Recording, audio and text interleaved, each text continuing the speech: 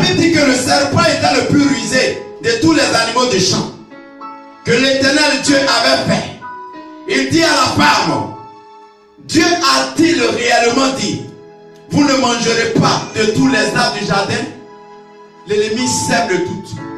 Alléluia.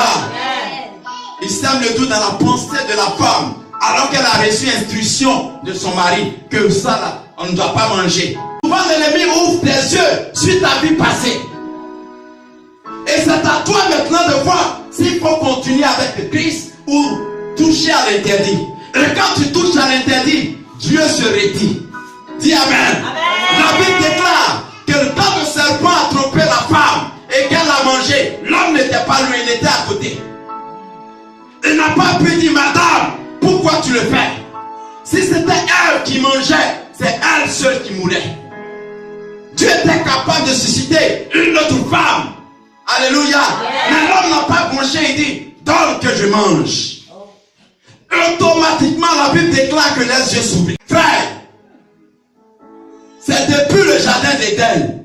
Et Dieu savait que ce péché, qui a la désobéissance, entraîne des conséquences fâcheuses. Ça détruit la vie de l'homme. Ça divise les foyers. Alléluia. Et ça ralentit même la vie. Et aujourd'hui, il y a des interdits que nous-mêmes, nous avons touchés.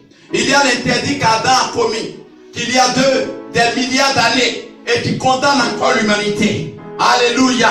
Mais Dieu, dans son amour, il ne pouvait pas se contenir. Il a fallu qu'il prenne la chair humaine et qu'il vienne racheter le peuple de Dieu. Nous avons touché à l'interdit. Et notre vie a commencé à patauger. On a commencé à tourner en rond.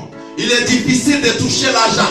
Il est difficile d'être en paix. Quand tu dis à une femme que tu l'aimes, 2 jours après votre relation se gâte. Pourquoi? Parce que vous avez touché à l'interdit. Si vous avez décidé de garder la ligne droite, je vous assure que l'Éternel, comme c'est sa volonté, vous serez mariés. Alléluia. Mais tu as laissé l'interdit parce que ton cœur brûlait. Ah, tu sais que le sexe hors mariage est un péché. Le vol, le mensonge. J'aurai un petit témoignage. Dans la semaine, une maman à l'école m'a appelé. Elle dit de venir avec la fiche. Oh, je n'ai pas fait de fiche pour m'orienter un peu dans mon travail. Alléluia. Et j'arrive devant la maman. Elle dit, et la fiche. J'ai dit, j'ai oublié à la maison.